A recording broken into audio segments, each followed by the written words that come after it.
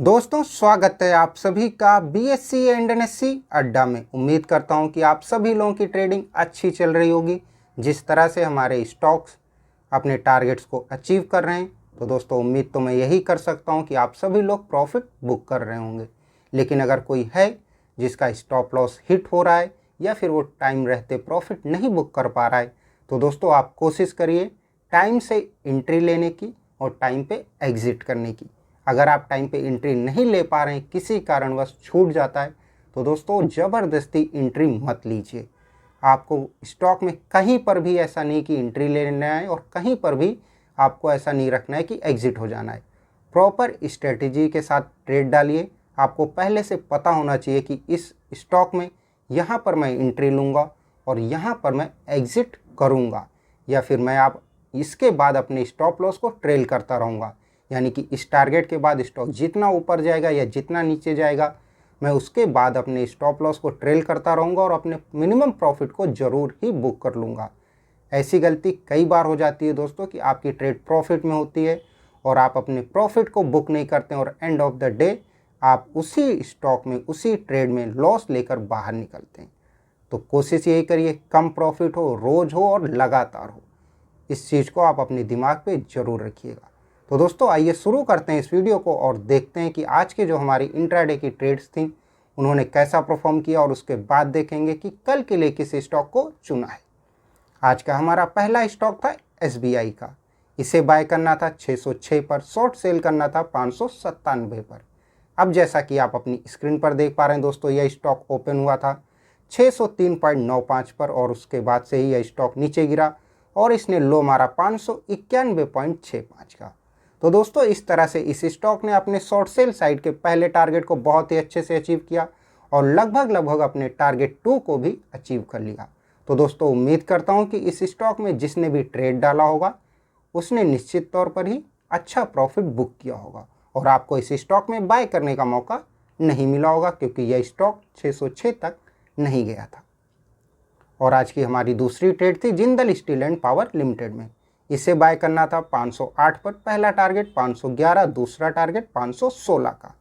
अब जैसा कि आप अपनी स्क्रीन पर देख पा रहे हैं दोस्तों, यह स्टॉक ओपन हुआ था 502 पर और उसके बाद इस स्टॉक ने हाई मारा है आज 517 का। तो दोस्तों इस तरह से इस स्टॉक ने अपने बाय साइड के दोनों टारगेट्स को बहुत ही अच्छे से अचीव किया और एक जैकपॉट ट्रेड साबित हुई। उम्मीद करता हूं कि इस स्टॉक में जिसने भी एंट्री डाला होगा उसने निश्चित तौर पर ही बहुत ही अच्छा प्रॉफिट बुक किया होगा। और अब हम लोग देखेंगे कि कल के लिए किस स्टॉक को चुना है। तो दोस्तों कल की हमारी इंट्राडे की ट्रेड रहेगी टाटा मोटर्स में। आप चाहें तो अपनी इंट्राडे की ट्रेड भी टाटा मोटर्स में डाल सकते हैं।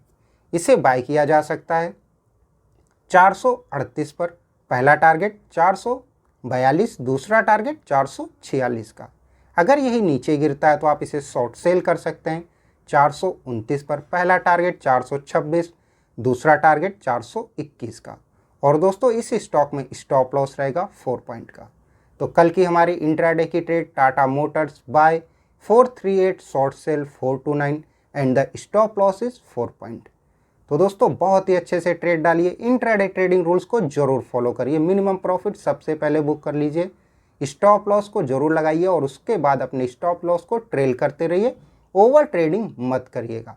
जो भी आपका प्रॉफिट हो रहा है या लॉस हो रहा है उसको एक्सेप्ट करना सीखिए। नहीं सीखे हैं तो अब सीखिए, ये बहुत ज़्यादा ज़रूरी है। मार्केट को आप नहीं चला सकते, न मार्केट को मैं नहीं चला सकता हूँ। आपको मार्केट के हिसाब से चलना पड़ेगा, मुझे मार्केट के हिसाब से चलना पड़ेगा। मार्केट कह रही है कि आज आपको लॉस लेके जाना है तो ठीक है, एक्सेप्ट करिए, लॉस लेकर जाइए।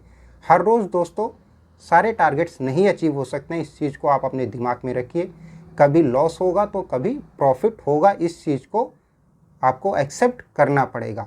थोड़ा बुरा लगता है लॉस लेकर मार्केट से बाहर निकलना, लेकिन ये हमारे गेम का पार्ट है, ये हमारी ट्रेडिंग का एक पार्ट है। लॉस होना भी बहुत ज़्यादा ज़रूरी है और ये सभी के लॉस होते हैं। ज़रूरी नहीं है कि मेरे लॉस नहीं होते, मेरे भी स्टॉप लॉस हिट्स होते हैं, आप लोगों के भी स्टॉप लॉस हिट होते हैं और बड़े बड़े ट्रेडर्स जितने सबके स्टॉप लॉस हिट होते हैं।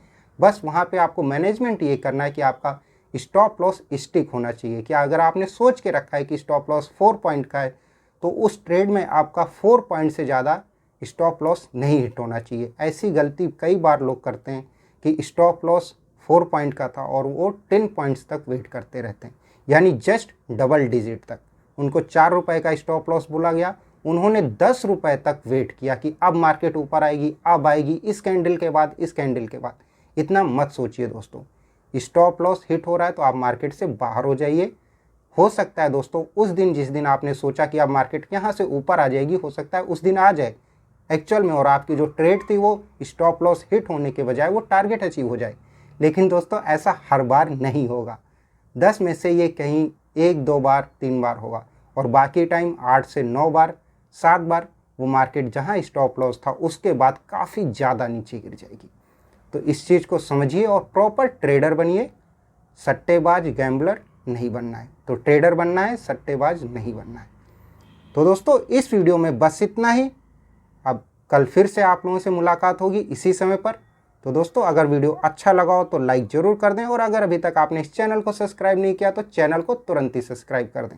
कल आप सभी से फिर मुलाकात होगी इसी समय पर। तब तक के लिए आप सभी का बहुत बहुत धन्यवाद।